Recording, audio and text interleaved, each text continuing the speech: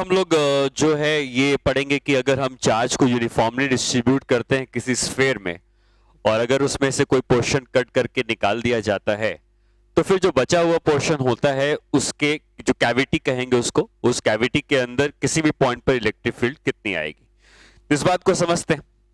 तो मान लेते हैं कि हमारे पास ये एक स्फेयर है जिसमें चार्ज को पूरे वॉल्यूम में डिस्ट्रीब्यूट किया गया है, ठीक है। और अगर हमने इसमें से कुछ पोर्शन कट करके निकाल दिया, मान लो हमने इतना पोर्शन यहां से कट किया और बाहर निकाल दिया, तो अब ये पोर्शन जब कट करके बाहर निकाल दिया गया तो जो रिमेनिंग पोर्शन बचा हुआ है, ठीक है, इसके अंदर कोई चार्ज नहीं क्योंकि ये कट करके बाहर निकाल दिया गया, तो जो रिमेनिंग पोर्शन बचा हुआ है उस रिमेनिंग पोर्शन के किसी भी पॉइंट में इलेक्ट्रिक फील्ड कितनी होगी हमें ये पता करनी, ठीक है।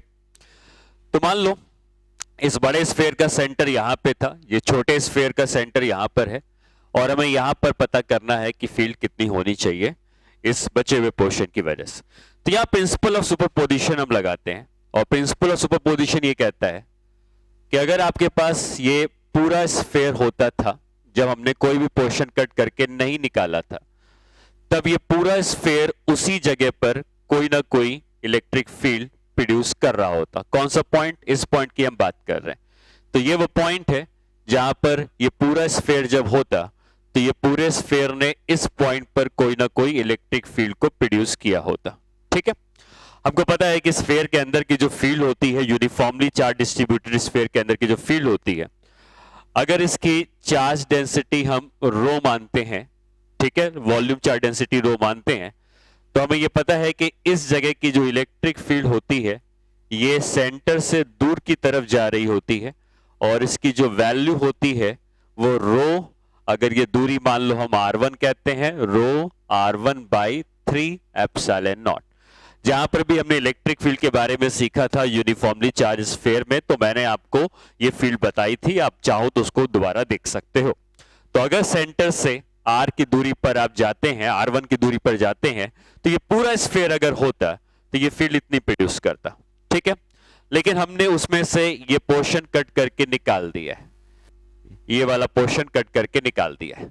तो जो पोर्शन कट करके निकाला है उसके पास भी तो चार्ज हो गई होगा क्योंकि पूरे स्फेयर में से हमने इतने पोर्शन को कट करके निकाला हुआ है। तो ये जो पोर्शन कट करके निकाला है इसके सेंटर से ये दूरी भी कुछ ना कुछ होगी और ये दूरी हम r2 मान लेते हैं। पूरे स्फेयर के सेंटर से ये दूरी जो थी वो r1 के बराबर थी जैसा हमने पहले डायग्राम में बनाया, और ये जो छोटा स्फेयर है इसके सेंटर से ये जो दूरी आ रही है जहां पर हमें इलेक्ट्रिक फील्ड निकालनी है ये दूरी r2 के बराबर है।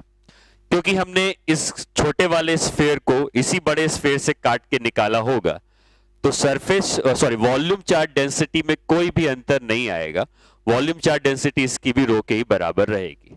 और इस छोटे वाले स्फेयर ने इस जगह पर जो इलेक्ट्रिक फील्ड प्रोड्यूस करी होगी इसकी वैल्यू हो जाएगी रो, क्योंकि rho volume charge density same रही, सेंटर से r2 की दूरी पर हो तो रो r2 बाई 3 एप्सिलॉन नॉट ये इसकी फील्ड हो जाएगी, ठीक है। तो अब हम करते क्या है, हम ये कह सकते हैं कि ये बनाने के लिए पूरे स्फेयर में से हम इतना पोर्शन सब्ट्रैक्ट कर दें तो हमें ये डायग्राम मिल जाएगा। ये डायग्राम कैसे बनेगा, पूरे स्फेयर में से हम इतना पोर्शन सब्ट्रैक्ट कर देंगे तो हमें ये डायग्राम मिल जाएगा।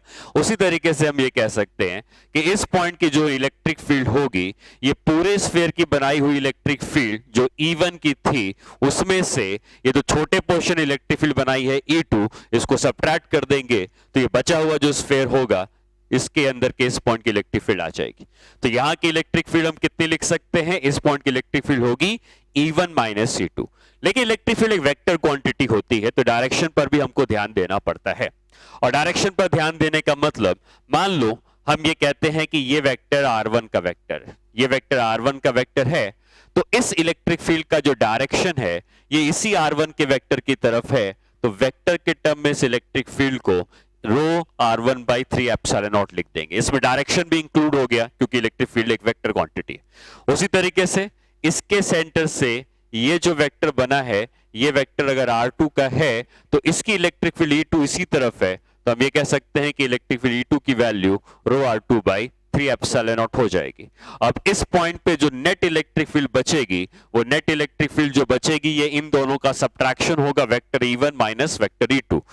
वेक्टर E1 वाली इलेक्ट्रिक फील्ड इसकी वजह से आई थी जिसको हमने वेक्टर R1 का नाम दिया है, वेक्टर E2 वाली इलेक्ट्रिक फील्ड इसकी वजह से आई थी जिसको हमने E2 का नाम दिया है। तो अब बची हुई इलेक्ट्रिक फील्ड इस पॉइंट पे क्या लिख सकते हैं, vector E1 minus vector E2। ठीक है, तो अगर हम बची हुई इलेक्ट्रिक फील्ड को यहां पे लिखेंगे कि कितनी होनी चाहिए, तो बची हुई इलेक्ट्रिक फील्ड को लिखा जा सकता है vector E1 minus vector E2। ठीक है, पूरे स्फीयर की फील्ड माइनस जो पोर्शन कट करके निकाला गया है उसकी फील्ड। अब E1 की वैल्यू कितनी है, E1 की वैल्यू है रो R1 बाई 3 एप्सिलॉन नॉट और E2 की वैल्यू है रो R2 बाई 3 एप्सिलॉन नॉट।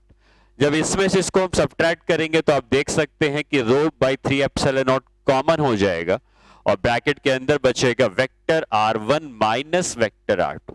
ठीक है, ये रिमेनिंग इलेक्ट्रिक फील्ड। अब जरा इस डायग्राम को देखें, और अगर ये वेक्टर R1 है, ये वेक्टर R2 है, तो एक और वेक्टर हम यहां पे ड्रॉ करते हैं और इस वेक्टर का नाम मान लो हम देते हैं वेक्टर R। ये वेक्टर R इन दोनों के सेंटर टू सेंटर को जोड़ रहा होगा।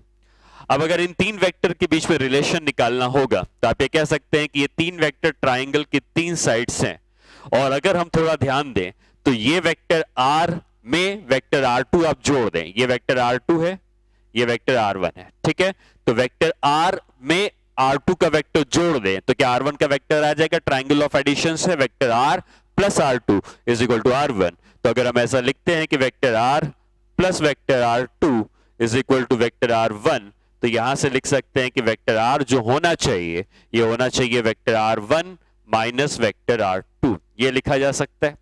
और ये जो आया है अगर हम यहां पे जाएं तो हमें vector R1 minus vector R2 की ही जरूरत है, तो हम यहां पे कह सकते हैं कि जो रिमेनिंग इलेक्ट्रिक फील्ड आएगी वो रो by 3 epsilon naught times vector R हो जाएगी, और ये इलेक्ट्रिक फील्ड की वैल्यू विद डायरेक्शन आ जाएगा कैविटी के अंदर किसी भी पॉइंट पर। अगर हम इसकी वैल्यू पर ध्यान दें तो वैल्यू इस कैविटी के हर पॉइंट पर इलेक्ट्रिक फील्ड की वैल्यू सेम रहती है, और इस कैविटी के हर पॉइंट पर इलेक्ट्रिक फील्ड की जो वैल्यू होती है वो डिपेंड करता है कि सेंटर टू सेंटर के बीच की क्या दूरी है। अगर सेंटर टू सेंटर के बीच की दूरी r की है तो इस कैविटी के हर पॉइंट पर इलेक्ट्रिक फील्ड रो r बाई 3 एप्सिलॉन नॉट है। ये डायरेक्शन भी बता रहा है, इसका मतलब है कि ये जो कैविटी बनी है इसके अंदर इलेक्ट्रिक फील्ड का डायरेक्शन किस तरफ होगा, जिस तरफ वेक्टर R है। तो वेक्टर R अगर इस तरफ गया है तो कैविटी के हर पॉइंट पे जो इलेक्ट्रिक फील्ड होगी उसका डायरेक्शन भी इसी तरफ होगा। तो ओवरऑल जो रिजल्ट आया है अगर मैं इसको आपको बताऊं तो रिजल्ट ये कहता है कि अगर आपने किसी भी एक बड़े स्फीयर में से एक छोटा स्फीयर कट करके निकाल दिया है और बचे हुए पोर्शन के अंदर कैविटी जो बनी है इसके अंदर किसी भी पॉइंट पर आपको इलेक्ट्रिक फील्ड निकालनी है, तो आपको करना क्या है कि अगर आपको यहां पे इलेक्ट्रिक फील्ड निकालनी है तो बड़े वाले स्फीयर का सेंटर देखना है, छोटे वाले स्फीयर का सेंटर देखना है और इनके बीच की दूरी निकाल लेनी है। ठीक है, इनके बीच की दूरी निकाल लेनी है। अगर इसका सेंटर C1 था, इसका सेंटर C2 था और अगर इनके बीच की दूरी R की है तो इस कैविटी के अंदर के हर पॉइंट की जो इलेक्ट्रिक फील्ड होगी वो कैविटी के अंदर की इलेक्ट्रिक फील्ड की वैल्यू हम क्या लिख सकते हैं, लिख सकते हैं रो R by 3 epsilon naught, centre to centre के बीच की दूरी। ये इलेक्ट्रिक फील्ड की वैल्यू है कैविटी के अंदर के हर पॉइंट पर, ना सिर्फ यहां पर बल्कि सेंटर पे भी, यहां पर भी, यहां पर भी, हर जगह पर यही वैल्यू है। और इस इलेक्ट्रिक फील्ड का डायरेक्शन किस तरफ है, जिस तरफ सेंटर टू सेंटर को जोड़ने वाली लाइन बनी है इसी डायरेक्शन में ये इलेक्ट्रिक फील्ड भी ट्रेवल कर रही होगी। तो इलेक्ट्रिक फील्ड इस पूरी कैविटी में हर जगह पर सेम वैल्यू रखेगी और इसका डायरेक्शन इसी तरफ होगा, सेंटर टू सेंटर की लाइन जोड़ने वाला, और इस इलेक्ट्रिक फील्ड की वैल्यू कैविटी के हर पॉइंट पर रो R अपॉन 3 एप्सिलॉन नॉट होती है। ठीक है, तो एक रिजल्ट है जो आपको याद रखना है कि अगर हमने कैविटी बनाई है एक यूनिफॉर्मली चार्ज स्फीयर के अंदर तो उसके अंदर के हर पॉइंट की इलेक्ट्रिक फील्ड की वैल्यू इसके बराबर होती है। ठीक है, अच्छा अब हम जो पढ़ेंगे वो होगा इलेक्ट्रोस्टैटिक पोटेंशियल एनर्जी के बारे में। ठीक है, इलेक्ट्रोस्टैटिक पोटेंशियल एनर्जी के बारे में पढ़ेंगे और फिर हम इलेक्ट्रिक पोटेंशियल क्या होता है उसके बारे में भी पढ़ेंगे। तो इलेक्ट्रोस्टैटिक पोटेंशियल एनर्जी होती क्या है? इलेक्ट्रोस्टैटिक पोटेंशियल एनर्जी जैसे ग्रेविटेशनल पोटेंशियल एनर्जी होती है, वैसे ही इलेक्ट्रोस्टैटिक पोटेंशियल एनर्जी भी होती है। ठीक है, ग्रेविटेशनल पोटेंशियल एनर्जी किसी भी दो मास के इंटरैक्शन की वजह से बनती है। इलेक्ट्रोस्टैटिक पोटेंशियल एनर्जी दो चार्जेस के इंटरैक्शन की वजह से बनती है। पोटेंशियल एनर्जी हम सिर्फ उन्हीं के लिए डिफाइन कर पाते हैं जो कि कंजर्वेटिव फोर्स होते हैं। तो इलेक्ट्रिक फोर्स एक कंजर्वेटिव फोर्स है, ग्रेविटेशनल फोर्स कंजर्वेटिव फोर्स है, स्प्रिंग फोर्स कंजर्वेटिव फोर्स है। इसलिए स्प्रिंग की पोटेंशियल एनर्जी होती है, ग्रेविटेशनल पोटेंशियल एनर्जी होती है और इलेक्ट्रिक पोटेंशियल एनर्जी भी होती है। अब इसको हम डिफाइन कैसे करते हैं? डिफाइन करने के लिए जो डेफिनेशन है वो ये कहती है कि अगर आपके पास दो चार्जेस हैं Q1 और Q2 के, और आपको इन सिस्टम की पोटेंशियल एनर्जी डिफाइन करनी है, तो ये दोनों चार्जेस कितनी दूरी पर हैं? मान लो वो दूरी r के बराबर है। ठीक है, तो इस सिस्टम की जो पोटेंशियल एनर्जी होती है वो डिफाइन की जाती है K Q1 Q2 by r के बराबर। ये इस सिस्टम की पोटेंशियल एनर्जी है। ठीक है, ये फॉर्मूले में याद रखेंगे कि जो Q1 और Q2 है इसको हम विद साइन पुट करेंगे। विद साइन पुट करने से क्या होगा कि पोटेंशियल एनर्जी पॉजिटिव भी आ सकती है, नेगेटिव भी आ सकती है। अगर दोनों चार्जेस पॉजिटिव होंगे तो पोटेंशियल एनर्जी पॉजिटिव होगी, दोनों चार्जेस नेगेटिव होंगे तब भी पोटेंशियल एनर्जी पॉजिटिव होगी। एक चार्ज पॉजिटिव एक चार्ज नेगेटिव होगा तो पोटेंशियल एनर्जी नेगेटिव हो जाएगी। ठीक है, तो पोटेंशियल एनर्जी पॉजिटिव नेगेटिव कुछ भी हो सकती है। पॉजिटिव पोटेंशियल एनर्जी जब आती है तो जब दोनों चार्ज पॉजिटिव होते हैं तो एक दूसरे को रिपेल करेंगे, अगर दोनों चार्ज नेगेटिव होंगे तब भी एक दूसरे को रिपल्शन देंगे। तो जब भी पोटेंशियल एनर्जी पॉजिटिव आ रही है तो ये बता रहा है कि ये दोनों चार्जेस एक दूसरे को रिपल्शन दे रहे हैं। और वहीं अगर पोटेंशियल एनर्जी नेगेटिव आ जाती है, नेगेटिव कब आएगी? जब इनमें से कोई भी एक चार्ज पॉजिटिव और दूसरा चार्ज नेगेटिव होगा। तो जब पोटेंशियल एनर्जी नेगेटिव आ जाती है तो इसका मतलब होता है कि ये दोनों चार्ज एक दूसरे को अट्रैक्ट कर रहे होंगे। ठीक है, तो सिस्टम ऑफ टू चार्जेस के लिए इस बात को हम डिफाइन कर सकते हैं कि पॉजिटिव पोटेंशियल एनर्जी का मतलब होता है रिपल्शन बिटवीन द चार्जेस और नेगेटिव पोटेंशियल एनर्जी का मतलब होता है अट्रैक्शन बिटवीन द चार्जेस। ठीक है, तो हम ये लिख सकते हैं positive potential energy means repulsion between charges और नेगेटिव पोटेंशियल एनर्जी का मतलब होता है अट्रैक्शन बिटवीन चार्जेस। ठीक है, अब इस पोटेंशियल एनर्जी के फॉर्मूले में अगर हम थोड़ा सा और ध्यान दें तो ये भी समझ सकते हैं कि अगर ये दोनों ही चार्जेस एक दूसरे से इनफाइनाइट डिस्टेंस पर सेपरेटेड होते, तो देखो पोटेंशियल एनर्जी आती क्यों है? क्योंकि पोटेंशियल इसलिए आती है क्योंकि एक चार्ज दूसरे चार्ज पर फोर्स लगाता है, कहीं ना कहीं फोर्स से वर्क डन आता है और वर्क डन से ही पोटेंशियल एनर्जी आती है। तो फोर्स जब होगा तभी वर्क डन होगा और जब वर्क डन होगा तभी पोटेंशियल एनर्जी आएगी। लेकिन अगर ये दोनों चार्जेस इनफाइनाइट डिस्टेंस पे सेपरेटेड होते तो कूलम्ब्स लॉ के अकॉर्डिंग इन दोनों के बीच में कोई भी फोर्स ऑफ इंटरैक्शन नहीं होता, और अगर फोर्स ऑफ इंटरैक्शन नहीं होता तो हम ये कह सकते हैं कि सिस्टम की पोटेंशियल एनर्जी जीरो हो जाती। ठीक है, इसका मतलब हम ये कह सकते हैं कि अगर ये दोनों ही चार्जेस इनफाइनाइट डिस्टेंस पर सेपरेटेड हैं, if charges are separated by infinite distance, तो उस केस में जो एनर्जी होती है potential energy, then the potential energy of system is क्या हो जाएगा? जीरो लिख सकते हैं। ठीक है, तो अगर चार्जेस इनफाइनाइट डिस्टेंस पे सेपरेटेड हैं तो हम ये कन्वेंशन मानते हैं कि पोटेंशियल एनर्जी उनकी जीरो होती है। ठीक है, एक्चुअली पोटेंशियल एनर्जी एक रिलेटिव टर्म होता है। ठीक है, और रिलेटिव टर्म का मतलब यह होता है कि हम इसकी एब्सोल्यूट वैल्यू, एग्जैक्ट वैल्यू नहीं निकाल पाते हैं। हमें कुछ ना कुछ हमेशा एजम्पशन लेना होता है कि हम यहां पर अगर मानते हैं कि जीरो है तो फिर यहां पर कितनी होगी। तो हम आप ये कह सकते हो कि ठीक है इनफाइनाइट डिस्टेंस पे सेपरेटेड है तो जीरो है, लेकिन वो एक तरीके का एजम्पशन भी होता है कि अगर दो चार्जेस इनफाइनाइट डिस्टेंस पे सेपरेटेड हैं तो हम ये मानते हैं कि उनकी पोटेंशियल एनर्जी जीरो है, और अगर चार्जेस फाइनाइट डिस्टेंस पर आ जाएंगे तो उनकी कुछ पोटेंशियल एनर्जी सिस्टम की आ जाएगी। ठीक है, अगर मान लो मैंने ऐसा कहा कि इनफाइनाइट डिस्टेंस पे सेपरेटेड है और पोटेंशियल एनर्जी जीरो नहीं डिफाइन की, मैंने कहा कि इनफाइनाइट डिस्टेंस पे सेपरेटेड होने पर पोटेंशियल एनर्जी 10 जूल की है, तो फिर अभी कितनी है? अगर इनफाइनाइट डिस्टेंस में सेपरेटेड होने पर जीरो हम मानते थे तब पोटेंशियल एनर्जी इनकी इतनी आती थी। अगर हम इनफाइनाइट डिस्टेंस पे सेपरेशन में इनकी पोटेंशियल एनर्जी को 10 जूल मान रहे हैं तब इस सिस्टम की पोटेंशियल एनर्जी इसमें 10 जोड़ कर आएगी। मतलब अगर हमने इंफिनिटी को 10 से इंक्रीज कर दिया तो पूरी जगहों पर, हर जगह पर एनर्जी, पोटेंशियल एनर्जी की वैल्यू भी हर जगह पर सेम अमाउंट से इंक्रीज कर जाएगी। ठीक है, तो अगर हम ये लिखते हैं, if we assume that the potential energy at infinite separation is 10 joule, then the system will have the potential energy of K Q1 Q2 by R।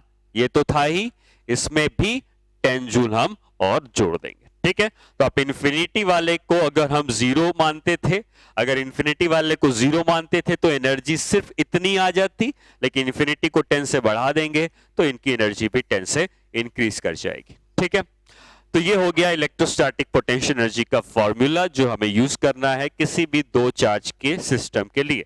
दो चार्ज से ज्यादा होंगे तो हर पेयर अपनी पोटेंशियल एनर्जी कुछ ना कुछ बना रहा होगा।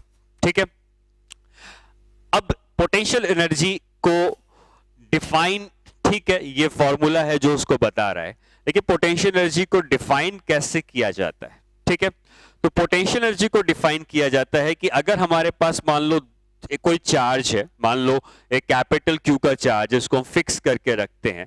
ठीक है, और एक दूसरा चार्ज है, मान लो वो क्यू डैश का चार्ज है या स्मॉल क्यू का चार्ज है, हम उसको इंफिनिटी से लाकर कैपिटल क्यू के सामने जब रखेंगे लाकर, तो हमें इंफिनिटी से लाकर यहां पर रखने में कुछ वर्क डन करना पड़ेगा। ठीक है, हम भी वर्क डन करेंगे और इलेक्ट्रिक फील्ड भी वर्क डन करेगी। दोनों चीजों के बीच में रिलेशन भी होता है जो मैं आपको बाद में बताऊंगा, लेकिन डेफिनेशन ये कहती है इंफिनिटी से लाकर चार्ज को अगर हम दूसरे चार्ज के सामने रखते हैं तो इलेक्ट्रिक फील्ड ने जितना वर्क डन किया है उसका negative times change in potential energy of the system होता है। ठीक है, मतलब क्या है इस बात को समझते हैं।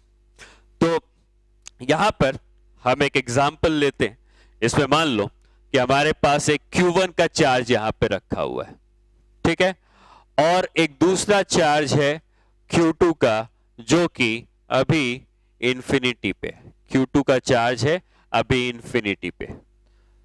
तो अगर ये चार्ज इंफिनिटी पर है तो ऑब्वियसली इन दोनों के बीच में कोई भी इंटरैक्शन नहीं हो रहा होगा।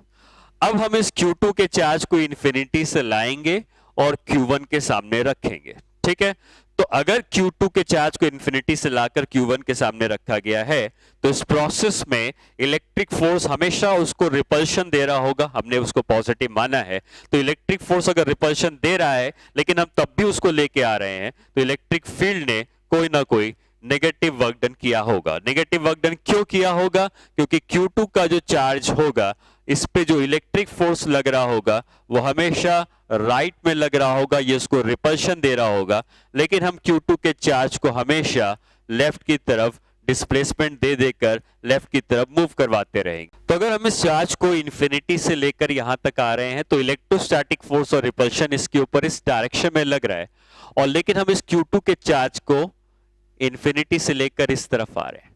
तो अगर हम इसको चार्ज को डिस्प्लेस कराते हैं तो इसने, अगर ये r की दूरी पर था तो कुछ ना कुछ डिस्प्लेसमेंट होगा, और इस डिस्प्लेसमेंट को हम माइनस ऑफ डी आर लिखेंगे। रीजन माइनस डी आर इसलिए लिखा गया है क्योंकि r का जो वेक्टर है, क्योंकि r का हम अगर डायरेक्शन बता रहे हैं तो r का वेक्टर अगर इस तरफ है तो r का वेक्टर इस तरफ है तो dr का वेक्टर भी इसी तरफ होता, लेकिन क्योंकि हम डिस्प्लेस इस तरफ करवा रहे हैं इसलिए इसको हम माइनस dr का वेक्टर लिखेंगे। ठीक है, अब इस इलेक्ट्रिक फील्ड ने कितना वर्क डन किया, तो इलेक्ट्रिक फील्ड का वर्क डन का फॉर्मूला हो जाएगा Fe का इलेक्ट्रिक फोर्स डॉट क्या हो जाएगा, माइनस डी आर का वेक्टर, फॉर्मूला यही है एफ डॉट एस। अब इस इलेक्ट्रिक फोर्स और ये जो माइनस डी आर का वेक्टर, इनके बीच में एंगल कितना है, 180 डिग्री है। तो हम लिख सकते हैं F E into minus D R into cos of 180 degree. तो ये वर्क डन हो जाएगा F E into D R के बराबर। इतना differential work done electric field ने किया होगा चार्ज को एक डी आर का डिस्प्लेसमेंट देने में। अब ये तो वर्क डन सिर्फ इतनी जगह का है, लेकिन हम लेके तो आ रहे हैं इन्फिनिटी से। तो अब तक का जो total work done electric field ने किया होगा, इसको हम इंटीग्रेट करके निकाल सकते हैं। और जब इंटीग्रेट करके निकालेंगे तो हम F E dot D R का इंटीग्रेशन करेंगे। अब हम चार्ज को कहां से कहां तक लेके आ रहे हैं, चार्ज पहले इंफिनिटी पे था, तो ये जो आर दिख रहा है, ये आर पहले इंफिनिटी था, और अब चार्ज कहां पे पहुंच चुका है, आर की दूरी पे पहुंच चुका है। तो अब इनके बीच की दूरी आर के बराबर हो गई। ठीक है, इलेक्ट्रिक फोर्स कूलम्ब्स लॉ से हम लिख सकते हैं k q1 q2 by r square. तो k q1 q2 को की कांस्टेंट है, जिसको मैंने बाहर निकाल दिया, और ये बन जाता है d r by r square, infinity से आर का इंटीग्रेशन। अगर हम इसको इंटीग्रेट करते हैं तो work done by electric field की वैल्यू आ जाएगी k q1 q2। इसका इंटीग्रेशन क्या आ जाएगा, -1 बाई आर, और लिमिट कहां से कहां तक हो जाएंगी, इंफिनिटी से लेकर आर के बीच में। ठीक है, फिर हम इसकी वैल्यू को अगर हम एक्सपैंड करते हैं तो हमें दो टर्म मिलेंगे, k q1 q2 by r minus sign के साथ। ठीक है, ये पहला टर्म आ जाएगा माइनस साइन के साथ, work done by electric field, और दूसरा टर्म जीरो हो जाएगा, क्योंकि जब इंफिनिटी पुट करेंगे तो ये टर्म जीरो हो जाएगा। ठीक है, अब अगर हम देखें तो हमारे पास आया है कि एक्सटर्नल एजेंट ने जो वर्क डन किया, ये तो जीरो है, एक्सटर्नल एजेंट का वर्क डन ये वैल्यू है। ठीक है, और एक्सटर्नल एजेंट का वर्क डन अगर ये वैल्यू है, लेकिन पोटेंशियल एनर्जी की वैल्यू जो होती है वो k q1 q2 by are होती है। हम ये कह सकते हैं कि ये इस सिस्टम की फाइनल पोटेंशियल एनर्जी है, क्योंकि जो भी वर्क डन इलेक्ट्रिक फील्ड कर रहा है वो वर्क डन पोटेंशियल एनर्जी में ही स्टोर हो रहा है, क्योंकि हम ये अज्यूम कर रहे हैं कि ये चार्ज जो है नेग्लिजिबल स्पीड, जीरो स्पीड से ऑलमोस्ट चलता हुआ आ रहा है। तो अगर उसकी स्पीड हमेशा ही जीरो है तो काइनेटिक एनर्जी में कोई चेंज नहीं आया है, कोई भी फ्रिक्शन वगैरह के फोर्सेस नहीं है, तो एनर्जी का लॉस भी नहीं हुआ होगा। तो जो भी वर्क डन इलेक्ट्रिक फील्ड ने किया होगा वो सिर्फ उसकी पोटेंशियल एनर्जी को बदलने में ही किया होगा। तो हम ये कह सकते हैं कि अगर चार्ज की ये इनिशियल पोजीशन थी और यही चार्ज की ये फाइनल पोजीशन है, ये पोजीशन फाइनल है, तो हम ये कह सकते हैं कि इस जगह पर जो पोटेंशियल एनर्जी आएगी वो फाइनल होगी, और इस जगह की जो पोटेंशियल एनर्जी आएगी वो इनिशियल होगी। ठीक है, आप ये कह सकते हो कि जब वो दोनों चार्जेस इनफाइनाइट डिस्टेंस पे सेपरेटेड थे तो वो इनिशियल पोटेंशियल एनर्जी होती थी जो कि जीरो है, और जैसा मैंने अभी थोड़ी देर पहले बताया कि चार्जेस जब इनफाइनाइट डिस्टेंस पे सेपरेटेड होते हैं तो उनकी पोटेंशियल एनर्जी जीरो होती है। ठीक है, और जब ये चार्जेस यहां पर पहुंच गए हैं तो इनकी पोटेंशियल एनर्जी जो है वो यू फाइनल कितना है, ये माइनस साइन के साथ नहीं है, यू फाइनल सिर्फ इस ब्रैकेट के अंदर की क्वांटिटी है। मतलब हम ये कह सकते हैं कि जो यू फाइनल है वो सिर्फ इतना है। तो क्या हम ये कह सकते हैं कि work done by external agent जो है, इसमें अगर हम इसको यू फाइनल कहते हैं, इसको यू इनिशियल कहते हैं, तो ये you final minus you initial तो है, लेकिन माइनस का साइन है, तो ये minus of you final minus you initial होना चाहिए। ठीक है, और अगर you final minus you initial होना चाहिए externally, I am sorry electric field के वर्क डन की बात कर रहे हैं, तो ये माइनस ऑफ डेल्टा यू के बराबर।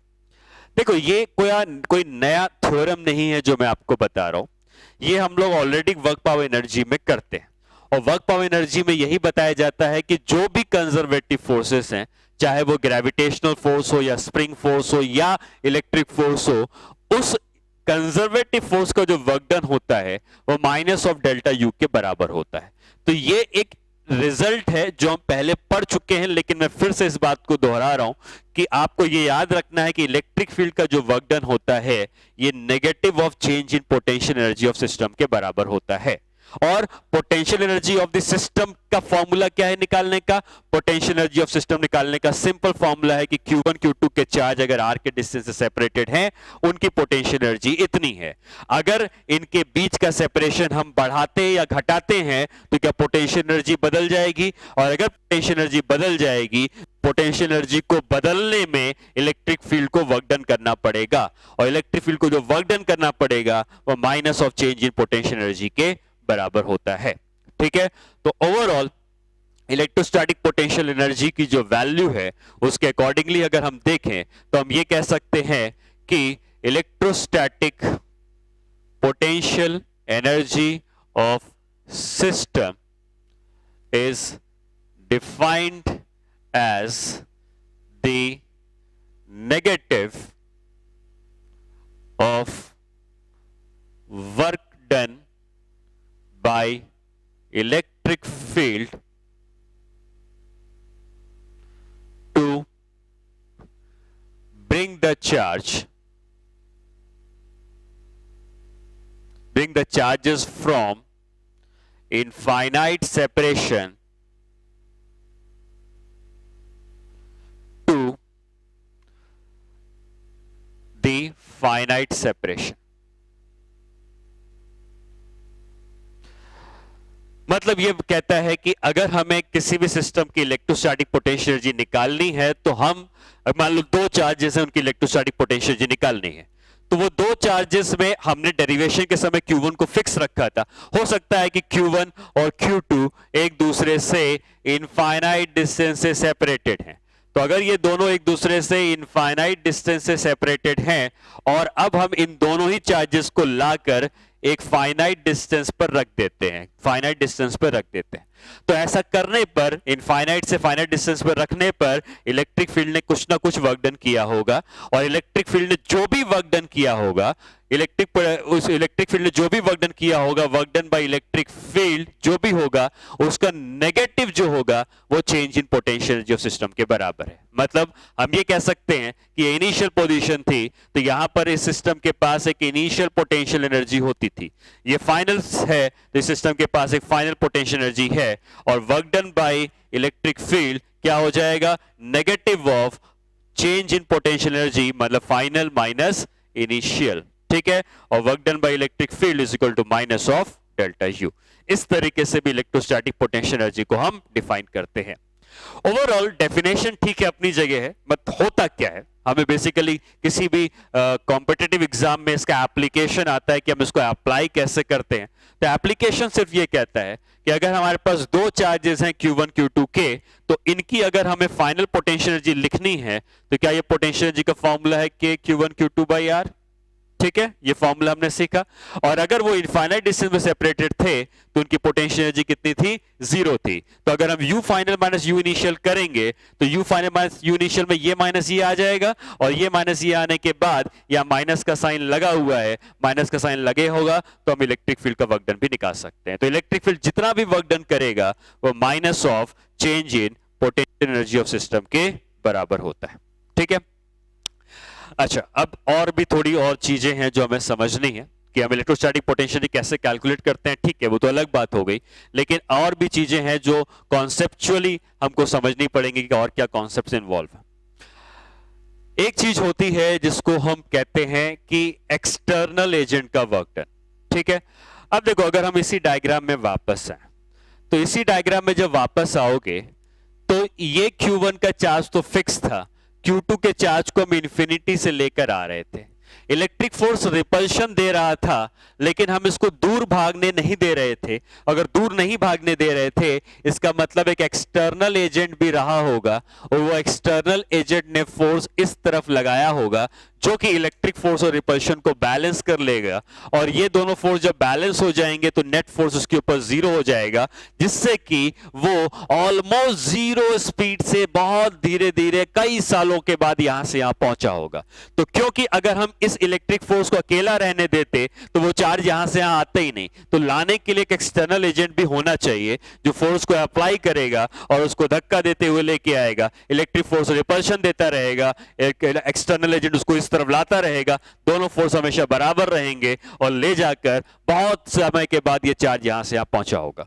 तो इलेक्ट्रिक फील्ड ने जो वर्क डन किया है उसके अकॉर्डिंगली हमने देखा कि इलेक्ट्रिक फील्ड का work done minus of delta you के बराबर होता है। बट आप खुद समझ सकते हैं कि अगर इलेक्ट्रिक फोर्स इधर लग रहा है, डिस्प्लेसमेंट इधर हो रहा है, तो ऑब्वियसली उसका वर्क डन नेगेटिव होता। लेकिन अगर एक्सटर्नल एजेंट का फोर्स इधर लगा है और चार्ज भी इधर ही आया है तो उसका वर्क डन पॉजिटिव होगा। मतलब आप एक और इंपॉर्टेंट रिलेशन आप समझ सकते हैं और वो ये होता है कि work done by external agent is negative of work done by electric field.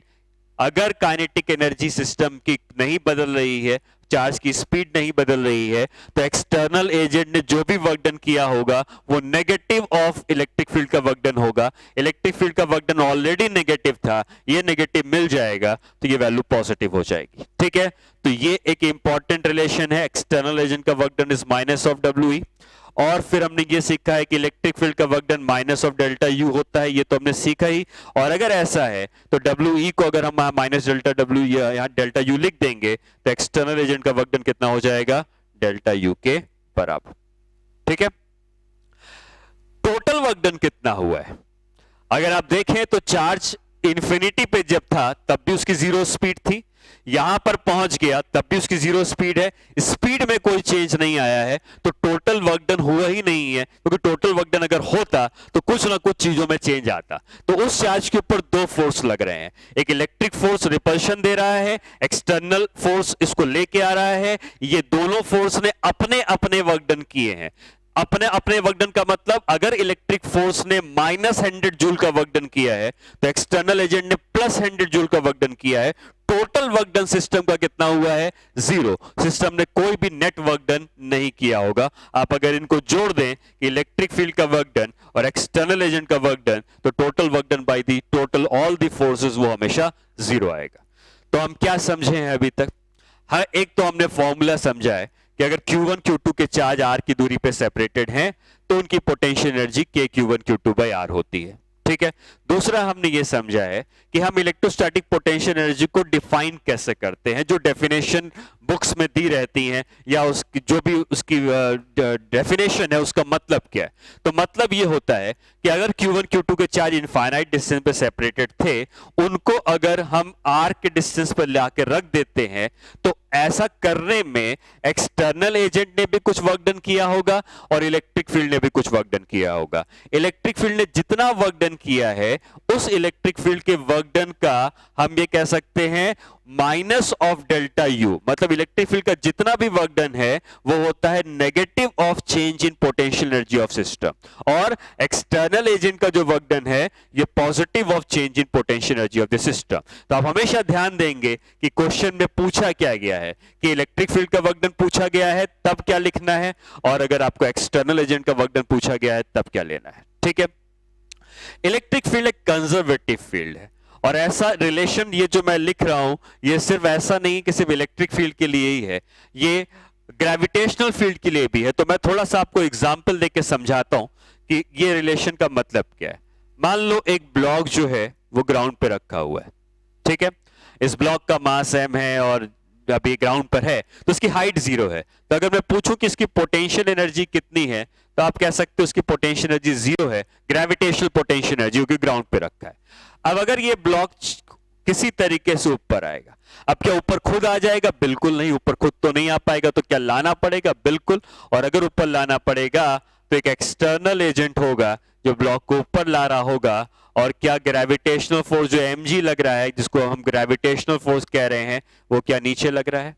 तो ग्रेविटेशनल फोर्स नीचे लग रहा है, एक्सटर्नल एजेंट का फोर्स ऊपर लग रहा है। ये दोनों फोर्सेस हैं तो एक दूसरे के बराबर, और बराबर होने पर ये ब्लॉक बहुत ही धीरे धीरे, क्योंकि नेट फोर्स 0 है तो एक्सेलरेशन नहीं हो सकता, तो बिल्कुल ऑलमोस्ट 0 स्पीड से चलता चलता चलता चलता कई कह सकते हो बहुत लास्ट टाइम इंटरवल के बाद ये ब्लॉक यहां से यहां पहुंच गया। अगर ये ब्लॉक यहां से यहां पहुंच गया तो अब हमसे अगर मैं आपसे ये पूछूं कि ग्रेविटेशनल फोर्स ने कितना वर्क डन किया, तो आप ये कह सकते हो कि ग्रेविटेशनल फोर्स का जो वर्क डन है वो हो जाएगा फोर्स किधर लगा है, ग्रेविटेशन का नीचे लगा है, और डिस्प्लेसमेंट किधर हुआ है, ऊपर हुआ है। तो अगर फोर्स नीचे है, डिस्प्लेसमेंट ऊपर है, तो वर्क डन को क्या लिख सकते हैं, माइनस mgh। क्यों? क्योंकि जब फोर्स और डिस्प्लेसमेंट अपोजिट डायरेक्शन पे होते हैं तो वर्क डन हो जाता है माइनस f इंटू एस। तो फोर्स नीचे है, डिस्प्लेसमेंट ऊपर है, तो ग्रेविटेशनल फोर्स का वर्क डन है माइनस mgh। ठीक। अब मैं पूछूं कि एक्सटर्नल एजेंट ने कितना वर्क डन किया है, तो एक्सटर्नल एजेंट का जो फोर्स लगा है ये mg के ही बराबर है। नहीं होगा तो फिर एक्सेलरेशन आ जाएगा। तो हम चाहते हैं कि एक्सेलरेशन ना आए और ये ब्लॉक ऑलमोस्ट जीरो स्पीड से चल के जा रहा हो। तो एक्सटर्नल एजेंट ने भी mg का ही फोर्स लगाया है और इस फोर्स और डिस्प्लेसमेंट का डायरेक्शन सेम है, तो क्या एक्सटर्नल एजेंट का वर्क डन प्लस mgh हो जाएगा। ठीक। अब अगर मैं पूछूं कि अगर ये ब्लॉक की फाइनल पोजीशन है तो इस पोजीशन पे इसकी फाइनल पोटेंशियल एनर्जी है कितनी। इनिशियल पोटेंशियल एनर्जी जीरो थी क्योंकि हाइट जीरो थी। h की हाइट पर ग्रेविटेशनल पोटेंशियल एनर्जी का फॉर्मूला होता है mgh के बराबर। ठीक। अब मुझे बताओ कि चेंज इन पोटेंशियल एनर्जी कितनी है। चेंज इन पोटेंशियल एनर्जी का मतलब फाइनल माइनस इनिशियल।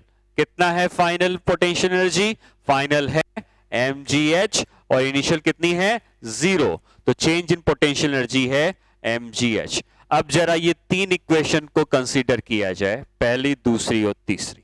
ठीक है। एक तो ये आप समझते हैं कि ग्रेविटेशनल फोर्स एक कंजर्वेटिव फोर्स है, जैसे इलेक्ट्रिक फोर्स होता है। क्या इसका वर्क डन इसका नेगेटिव है? वही एक्सटर्नल एजेंट का वर्क डन इलेक्ट्रिक फोर्स के नेगेटिव था, ग्रेविटेशनल फोर्स एक्सटर्नल एजेंट का वर्क डन ग्रेविटेशनल फोर्स के नेगेटिव के बराबर है। दूसरी बात, क्या एक्सटर्नल एजेंट का work done minus of delta you है, सॉरी इलेक्ट्रिक फील्ड का work done minus of delta you है। इलेक्ट्रिक फील्ड की जगह यहां पे किसने ली है, ग्रेविटेशनल फील्ड ने ली है।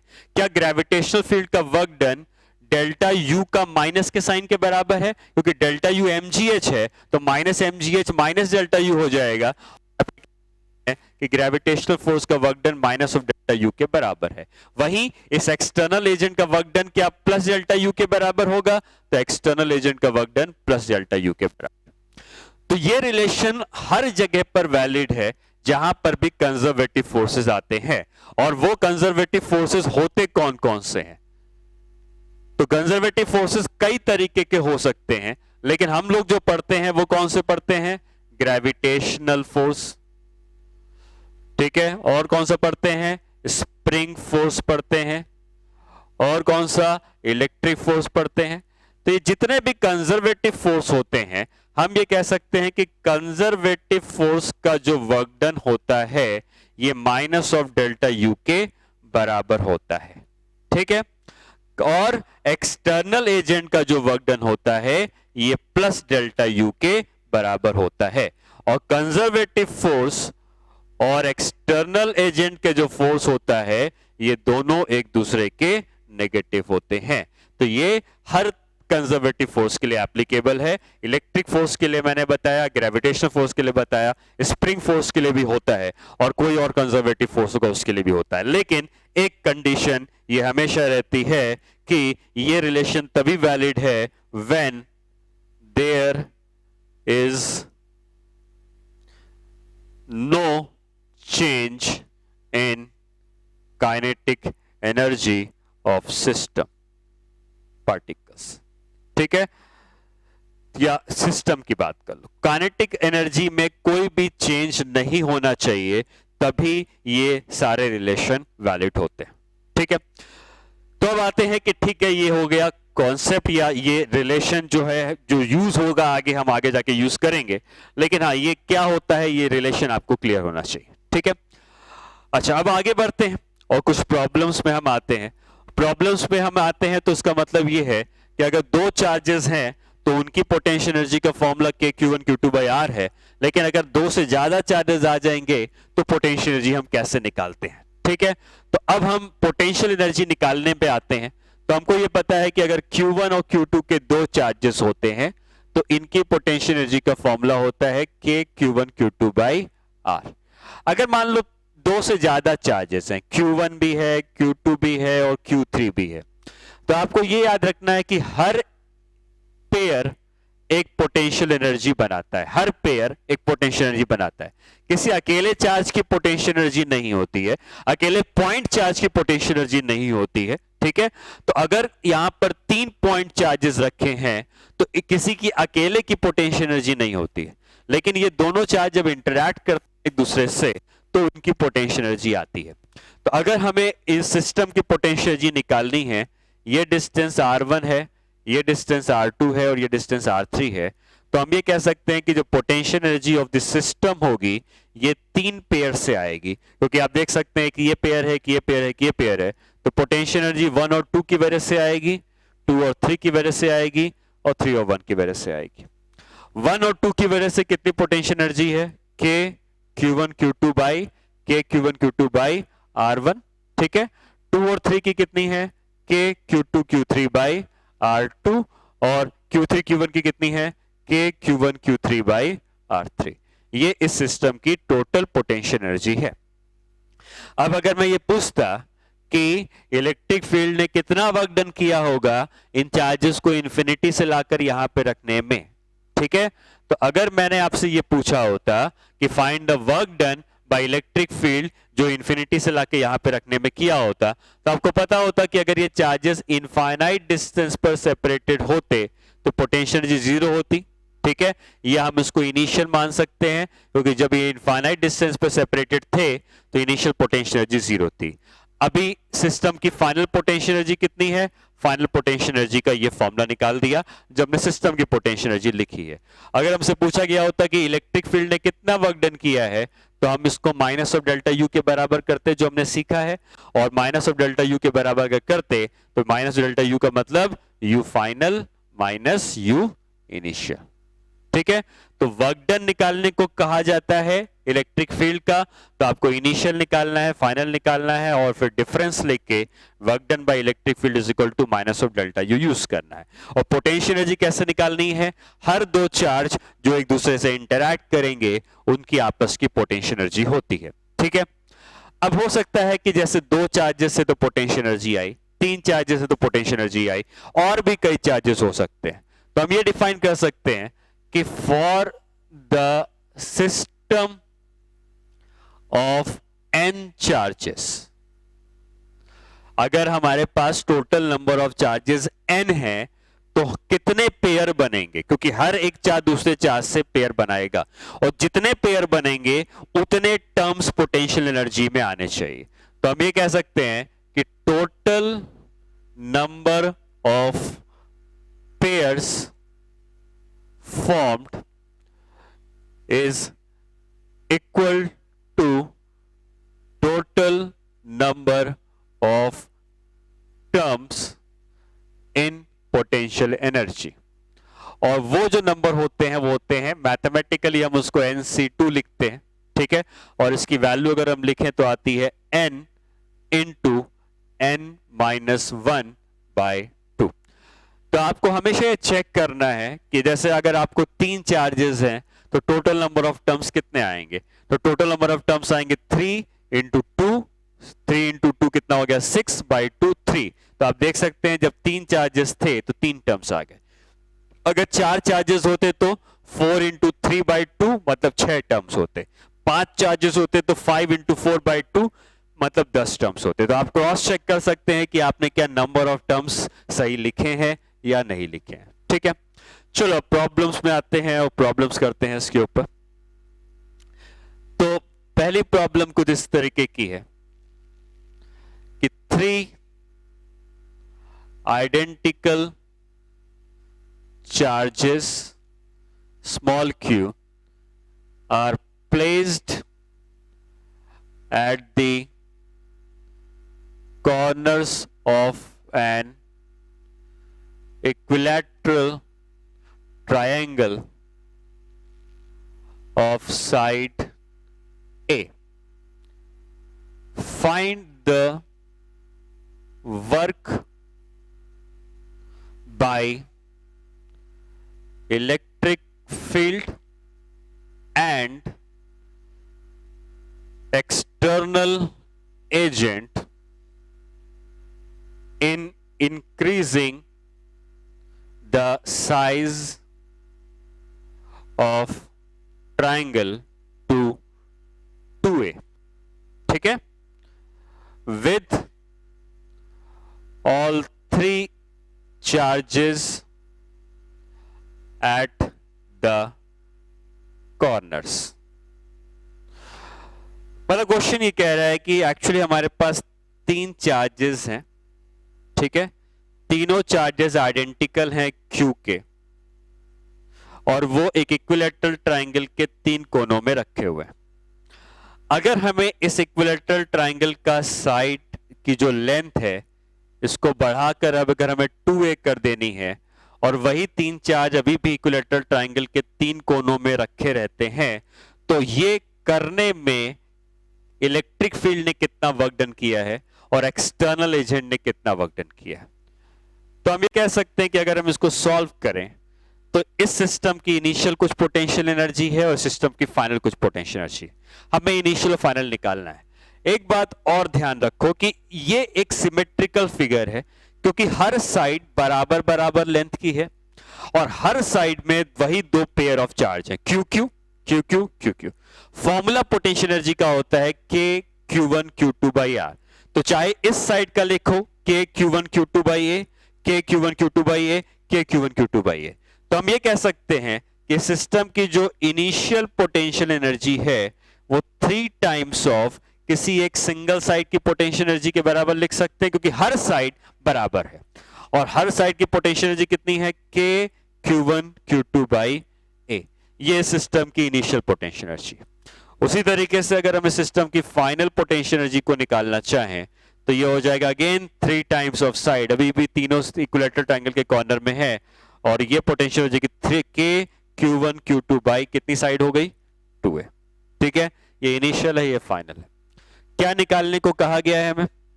हमें निकालने को कहा गया है कि एक्सटर्नल एजेंट का वर्क डन, इलेक्ट्रिक फील्ड का वर्क डन। तो पहले तो आप ये निकालें कि चेंज इन पोटेंशियल एनर्जी है कितनी, फाइनल माइनस इनिशियल। फाइनल कितना है, 3kq² by 2a minus 3kq² by a, ठीक है। तो ये हो जाएगा माइनस 3kq² बाई a, ये डेल्टा u है। अब इलेक्ट्रिक फील्ड का वर्क डन क्या, माइनस ऑफ डेल्टा u लिखते हैं, माइनस ऑफ डेल्टा u लिखेंगे तो 3kq² बाई a आ जाएगा, और अगर हम एक्सटर्नल एजेंट का वर्क डन लिखते हैं तो प्लस डेल्टा u लिखते हैं, तो ये हो जाएगा माइनस 3kq² बाई a, ठीक है। एक मिनट, ये 2a होगा, सॉरी, ठीक है। तो यहां पर इस तरीके से आप इनिशियल और फाइनल पोटेंशियल एनर्जी निकालेंगे, डिफरेंस लेंगे, एक्सटर्नल एजेंट का work done minus delta U, sorry electric field का work done minus delta U, और एक्सटर्नल एजेंट का work done plus delta U, ठीक है। ओके, अब नेक्स्ट क्वेश्चन में आते हैं, और नेक्स्ट क्वेश्चन में क्या है कि एक क्यूब है,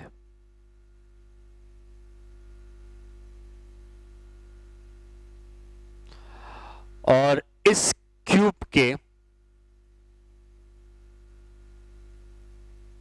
8 कोने होते हैं, और 8 कोने पर हम चार्ज को रख देते हैं, ठीक है। ये क्वेश्चन आईआईटी में आया हुआ है ओरिजिनली। अब ये चार्जेस कुछ इस तरीके के हैं कि यहां पर है Q का चार्ज, इधर है माइनस Q, इधर है Q, फिर इधर है माइनस Q, फिर इधर है Q, फिर इधर है माइनस Q, फिर ये Q, फिर ये माइनस Q, ठीक है। क्वेश्चन ये है कि find the potential energy of system, ठीक है। एक तो ये है, फिर ये भी पूछा गया है also find the work by electric field to separate these charges, to separate these charges by infinite distance, ठीक है। तो इस क्वेश्चन के 2 पार्ट हैं, एक तो हमें पोटेंशियल एनर्जी निकालनी है सिस्टम की कितनी होती है, और यह भी निकालना है कि हम चार्जेस को इनफाइनाइट डिस्टेंस में सेपरेट करेंगे तो वर्क डन कितना करना पड़ेगा। तो ये दोनों पार्ट्स करे जाएं, और दोनों पार्ट्स को करने के लिए आपको यह बात तो क्लियर होनी चाहिए कि हम पोटेंशियल एनर्जी निकालेंगे कैसे। पहली बात तो पोटेंशियल एनर्जी में कितने नंबर ऑफ टर्म्स होंगे, क्या वो बताए जा सकते हैं?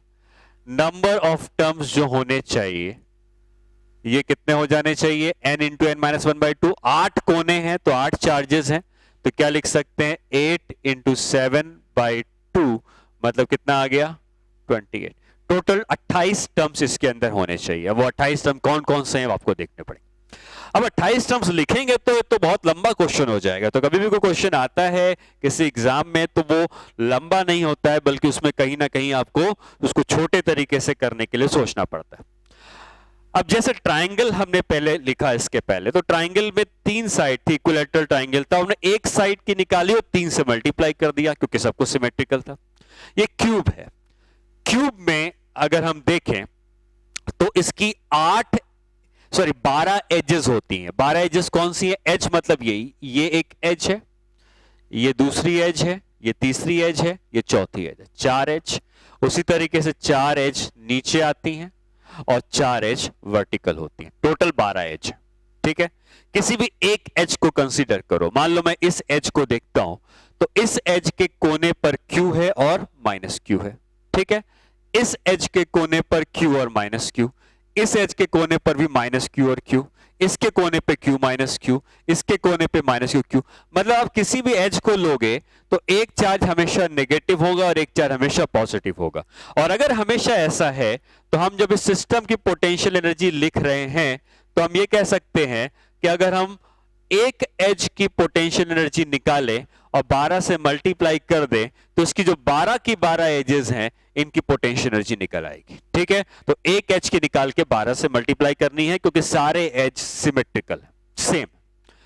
और क्या होता है क्यूब में? दूसरा होता है फेस डायगोनल। फेस मतलब क्या? ये एक फेस है, ये ऊपर एक फेस है, इधर एक फेस है, नीचे एक फेस है, एक इधर का फेस है, एक पीछे का। 6 फेस होते हैं।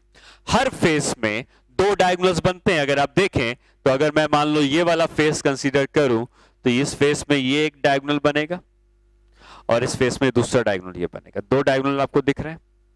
ऐसे टोटल 6 फेसेस हैं तो 12 डायगोनल बनेंगे। अब कोई भी एक डायगोनल देखा जाएगा तो इस डायगोनल में ये दोनों चार्जेस कैसे हैं? पॉजिटिव पॉजिटिव हैं। तो मल्टीप्लिकेशन में k q1 q2 में दोनों पॉजिटिव हैं तो इनका मल्टीप्लिकेशन पॉजिटिव ही आएगा। और अगर तुम दूसरा डायगोनल देखो तो ये दोनों क्या हैं? नेगेटिव हैं। नेगेटिव नेगेटिव का मल्टीप्लिकेशन भी पॉजिटिव ही आता है।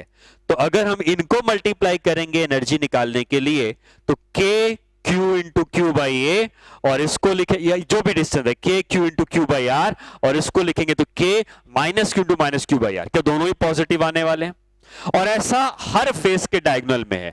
यहां भी देखोगे q और q positive, minus Q negative, इनका मल्टीप्लिकेशन भी पॉजिटिव, इनका मल्टीप्लिकेशन भी पॉजिटिव।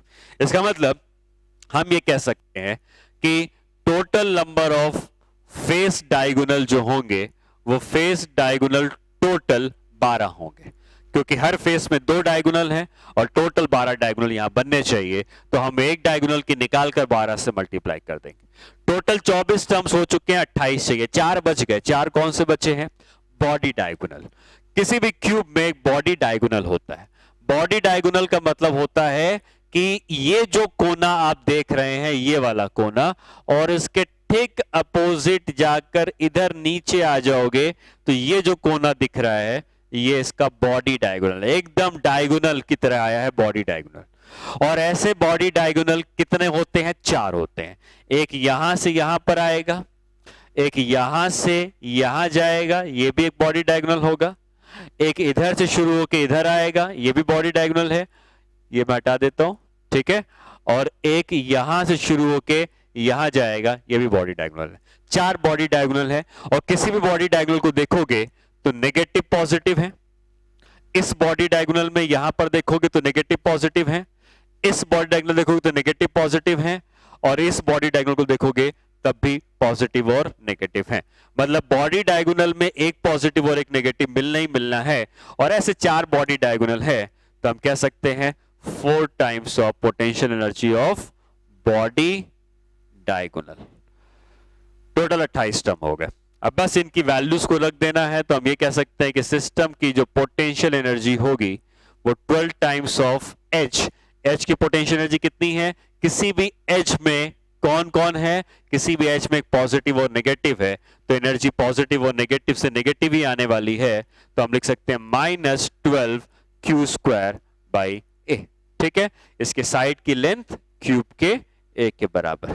तो हम लिख सकते हैं -12kq²/a, क्योंकि किसी भी एच में एक पॉजिटिव नेगेटिव है। फेस डायगोनल, फेस डायगोनल हमने क्या सीखा था कि दोनों नेगेटिव हैं तब भी मल्टीप्लीकेशन पॉजिटिव, दोनों पॉजिटिव है तो पॉजिटिव आने ही वाला है, मतलब ये टर्म पॉजिटिव आएगा और ये हो जाए kq²। फेस डायगोनल की लेंथ कितनी होती है, √2a, क्योंकि अगर ये a है ये a है तो ये डायगोनल हो जाएगा √2a। और तीसरा बचता है बॉडी डायगोनल। बॉडी डायगोनल में एक नेगेटिव और एक पॉजिटिव है, इसका मतलब ये एनर्जी भी नेगेटिव आने वाली है। और कितने बॉडी डायगोनल है, 4, तो 4kq²। बॉडी डायगोनल कितना होता है, √3a, क्यूब का डायगोनल होता है √3a के बराबर। ये सिस्टम की टोटल पोटेंशियल एनर्जी हो गई। ठीक, अच्छा, तो हमसे ये पूछा गया था कि find the potential energy of system, वो तो निकल गया। सेकंड पार्ट में पूछता है कि अगर हम ये सारे चार्जेस जो क्यूब के कॉर्नर में रखे हैं इन सबको इनफाइनाइट डिस्टेंस में सेपरेट कर दें तो फिर इलेक्ट्रिक फील्ड ने कितना वर्क डन किया है। तो आप खुद ही बता सकते हैं कि अगर ये इनफाइनाइट डिस्टेंस में सेपरेट हो जाएंगे तो क्या फाइनल पोटेंशियल एनर्जी 0 लिख सकते हैं। और इनिशियल पोटेंशियल एनर्जी कितनी थी जब ये क्यूब के कॉर्नर पे थे, तो इनिशियल पोटेंशियल एनर्जी कितनी थी, -12kq²/a +12kq²/√2a -4kq²/√3a, ये था। और अगर पूछा जाएगा कि work done by electric field कितना है, तो minus of delta you minus of final minus initial कर सकते हैं। फाइनल कितना है, फाइनल 0 है, तो इलेक्ट्रिक फील्ड का वर्क डन कितना आ जाएगा, यही जो वैल्यू थी इसकी पॉजिटिव वैल्यू -12kq²/√2a +4kq²/√3। ठीक है, ये इसका आंसर। एक क्वेश्चन और करते हैं जिसमें कि जो हेक्सागन है उसके 6 कोनों पे आइडेंटिकल चार्जेस रख दिए गए। ठीक है, जैसे एक क्यूब था वैसे ही ये हेक्सागन है, और अगर इस हेक्सागन के 6 कोनों पर आइडेंटिकल चार्जेस रखे गए हैं तो हमें इसकी भी पोटेंशियल एनर्जी बतानी। ठीक है, तो क्वेश्चन ये है कि identical charges of Q R placed at the corners of hexagon of side A. Find electrostatic potential energy. ठीक है, हमें इसकी इलेक्ट्रोस्टैटिक पोटेंशियल एनर्जी चाहिए। तो अगेन अगर हम देखें तो टोटल 6 चार्जेस हैं, और 6 चार्जेस हैं तो हम जब पोटेंशियल एनर्जी लिखेंगे तो टोटल नंबर ऑफ टर्म्स कितने होने चाहिए, तो टोटल टर्म्स जो होने चाहिए इसमें वो आने चाहिए n इंटू 6 इंटू n-1/2, मतलब 15 टर्म्स आने चाहिए। अब ये 15 टर्म हम एक एक करके लिखेंगे तो बहुत लंबी कैलकुलेशन होगी, इसलिए हम क्या करते हैं हम यहां पर सिमेट्री ढूंढते हैं। और सिमेट्री में क्या है कि ये आपको दिख रही है एक साइड, ये दूसरी साइड, ये तीसरी, चौथी, पांचवी, छठी, क्या हर साइड में आपको दो चार्जेस सेम दिख रहे हैं। तो हम जब पोटेंशियल एनर्जी ऑफ सिस्टम लिखते हैं तो हम ये लिख सकते हैं 6 times of potential energy of any side plus 6 आ गए, 9 बचे। अब क्या होगा, बगल बगल वाले तो हो गए, अब हमको चाहिए जो कि एक को छोड़कर आएंगे। मतलब कैसे आते हैं, ये दोनों चार्जेस एक को छोड़कर आते हैं। ठीक है, उसी तरीके से ये दोनों चार्जेस, फिर ये दोनों चार्जेस, फिर ये दोनों चार्जेस और ये दोनों चार्जेस। इन चार्जेस ऐसे कितने पेयर बने हैं आप देख सकते हैं, और ये दोनों चार्जेस भी, सॉरी, ऐसे कितने पेयर बनेंगे, तो ऐसे टोटल 6 पेयर बनेंगे। ये 1 2 3 4 5 6 पेयर बनते हैं। हमें इनके बीच की दूरी निकालनी होगी तभी हम फाइंड आउट कर सकते हैं। और दूरी निकालने के लिए क्या करते हैं कि हम यहां पर एक परपेंडिकुलर ड्रॉप करते हैं। ठीक है, एक राइट एंगल ट्रायंगल आपको दिख रहा है, परपेंडिकुलर ड्रॉप करते हैं, और इस परपेंडिकुलर में ये लेंथ एक ही है हमको पता है। और आपको ये पता है कि ये पूरा एंगल कितना होता है, पूरा एंगल जो आता है ये बेसिकली 120 डिग्री होता है। तो ये एंगल कितना आ जाएगा, एक मिनट देख लेते हैं। हाँ, तो ये एंगल कितना आ जाएगा, ये एंगल आ जाएगा 60 डिग्री। ठीक है, क्योंकि जब हेक्सागोन हम जब बनाते हैं तो इस हेक्सागोन में आप देख सकते हैं कि ये इक्विलैटरल ट्रायंगल बनता है, ये इक्विलैटरल ट्रायंगल बनता है, ये भी इक्विलैटरल ट्रायंगल बनता है। ऐसे 6 इक्विलैटरल ट्रायंगल बनते हैं। हर इक्विलैटरल ट्रायंगल 60 डिग्री का होता है, तो ये दोनों एंगल या ये एंगल भी 60 डिग्री होता है। अब ये ए है, हमें कौन सी लेंथ चाहिए, हमें ये लेंथ निकाल लेंगे, इसका दुगना करेंगे, ये लेंथ आ जाएगी। तो हम क्या लिख सकते हैं कि ये जो लेंथ होनी चाहिए इसमें साइन साइन 60 लिखते हैं। तो अगर हम ये देखें तो ये 60 डिग्री है, ये ए है, तो क्या इसको ए साइन 60 लिख सकते हैं, और ये ए साइन 60 है तो ये वाला भी ए साइन 60 हो जाएगा। तो इनके बीच की length 2a sign 60, 2a sign 60 का मतलब कितना हो जाएगा, 2a साइन 60 का मतलब साइन 60 √3/2 होता है, तो ये √3 हो जाएगा। ठीक है, इसका मतलब ये जो हमने 6 पेयर बनाए थे, ये 6 पेयर लिख देते हैं 6 टाइम्स ऑफ u ऑफ ये जो पेयर थे जो एक को छोड़ के दूसरे थे, तो मैं इसको u1 लिख देता हूं। ठीक है, कुछ नाम तो नहीं दे सकते तो u1 दे देता हूं। अब और कौन सा बचा, इसको लिखने के बाद इनके बीच की दूरी निकल आई है √3 है, और साथ साथ मैं वैल्यू भी लिखता जाऊं तो ये सॉल्व होता जाएगा 6kq²/a, ये साइड के kq²/a, kq²/a, kq हर साइड कितना हो गया, इसका कितना होगा, इसका हो जाएगा kq², 6 है ऐसे 6 kq² कितनी दूरी है, ये दूरी आई है √3 है, तो ये √3 हो गया, प्लस 3 बचे, 12 हो चुके हैं, 3 बचे, और वो 3 कौन से आएंगे, तो अगर मैं इसको हटा देता हूं और फिर से देखें खोजें उनको, तो हमने अभी तक क्या क्या निकाला है, हमने पहले बगल बगल का निकाला, फिर एक को छोड़ के इसका निकाला, फिर 2 को छोड़ के तीसरे का निकालेंगे। मतलब अब अगर हम निकालते हैं तो एक एनर्जी इसकी आएगी, एक एनर्जी इसकी आएगी, और एक एनर्जी इसकी आएगी, ऐसे 3 टर्म्स आएंगे। तो हम लिख सकते हैं +3 टाइम्स ऑफ u2 लिख देते हैं, और ये u2 कितना हमें ये निकालना है। तो u2 कितना है निकालने के लिए आप ये कह सकते हो कि हमें टोटल लेंथ निकालनी है। अब ये टोटल लेंथ निकालने के लिए मैंने आपको बताया था कि ये सारे इक्विलैटरल ट्रायंगल बनते हैं, सारे इक्विलैटरल ट्रायंगल बनते हैं, और अगर ये a था तो ये भी a है, ये भी a है, ये भी a है, सब a है, और अगर ये सब a है तो ये दूरी कितनी हो जाएगी 2a के बराबर। तो हाँ, ये जहां पे चार्जेस के बीच की दूरी 2a है, तो 3 टाइम्स ऑफ kq²/2a। ठीक है, तो इन तीनों को जोड़ देंगे तो सिस्टम की टोटल एनर्जी आ जाएगी। तो ऐसे कोई भी क्वेश्चन जो एग्जाम में आता है जिसमें बहुत सारे चार्जेस हैं, तो आपको टोटल नंबर ऑफ टर्म्स खोज लेने हैं, फिर सिमेट्री की वजह से एक का निकाल कर वो ऐसे कितनी बार रिपीटेशन हो रहा है वो मल्टीप्लाई करना है, और इस तरह से टोटल एनर्जी निकालते हैं। ठीक है, अगली क्लास में हम लोग पढ़ेंगे पोटेंशियल एनर्जी के बाद हम लोग इलेक्ट्रिक पोटेंशियल के बारे में पढ़ेंगे, और इलेक्ट्रिक पोटेंशियल के बाद फिर इलेक्ट्रिक पोटेंशियल और इलेक्ट्रिक फील्ड का रिलेशन, इलेक्ट्रिक पोटेंशियल और इलेक्ट्रिक पोटेंशियल एनर्जी का रिलेशन, ये भी हम सीखेंगे। ठीक है।